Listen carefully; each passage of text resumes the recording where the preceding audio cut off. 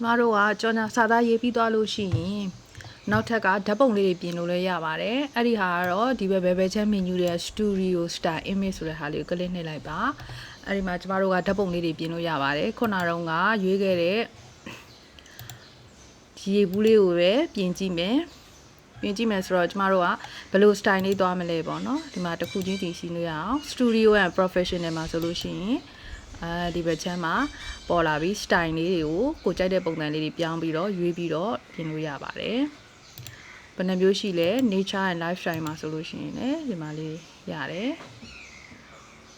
ဒါလေးတွေကိုကြိုက်တဲ့ပုံစံလေးတွေပြင်လို့ရပါတယ်ကျမကဒီ table top scenes လေးကိုကြိုက်တယ်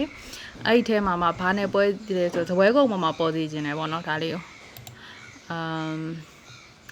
သူကိုကြတော့office မှာလုံးနေတဲ့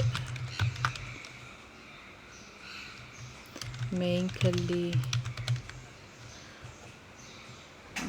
ဒါမှမဟုတ်ရင်ဒီမှာ computer ပါနော် laptop နဲ့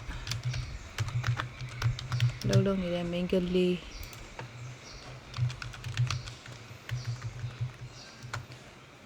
အတွက်ပုံပြင်ပေးပါဒါဆိုရင်တစ်ချက်လောက်ကြည့်အောင်သူဘယ်လိုထွက်လာမလဲပေါ့နော်ဆိုတော့ generate studio image အဲ့တော့ဒါကတော့ထွက်လာပါပြီသူဘယ်လောက်ဖြတ်သွားလဲဆိုတော့300ကျော်တော့ဖြတ်တယ်ထင်တယ်ဆိုတော့ဒီမှာ laptop လေးပါတယ် office style တော့ပါတယ် main ကလေးပုံစံတော့မပါလာဘူးဒီလို image လေးထွက်လာပြီပေါ့နော်အဲ့တော့ဒီမှာဆိုလို့ရှိရင် add history ထဲမှာဆိုကိုလုတ်လိုက်တဲ့ဟာတွေကိုဒီမှာ studio style image မှာဒီပုံလေးပြင်ပေးတယ်ဒီမှာအရင်တော့ကျွန်မပြင်ထားတဲ့ပုံလေးတွေဒါဆိုလို့ရှိရင်ចောင်းသားလေးတွေအသုံးပြုနေတဲ့ပုံစံဆိုလို့ရှိရင်သူကဒီပုံလေးထုတ်ပြတယ်ဒါဆိုလို့ရှိရင်အားကစားသမားတွေအတွက်ဆိုလို့ရှိရင်ဒီလိုပုံလေးထုတ်ပြထားတယ်ဒါကတော့ကိုလုတ်ထားတဲ့ history ပေါ့နော်ဒါခုနကတော့ကျွန်မရေးထားတဲ့ကြော်ညာစာသားလေးအဲ့တော့ဒီ point ဆိုတဲ့တက်မှာကြပါလိမ့်ပါလဲဆိုလို့ရှိရင်ကျမတို့ရဲ့ usage တွေဘယ်လောက်ဖြတ်သွားတယ်စာရေးတာဘယ်လောက်ပုံထုတ်တာဘယ်လောက်ပေါ့နော်ပုံထုတ်တာဆိုလို့ရှိရင်389ဆို400နီးပါးဖြတ်တယ်စာရေးတာကတော့ point က10ခန်းပဲဖြတ်တယ်ပုံထုတ်တာဆိုရင်တော့ရာခန်းဖြတ်တယ်ပေါ့နော်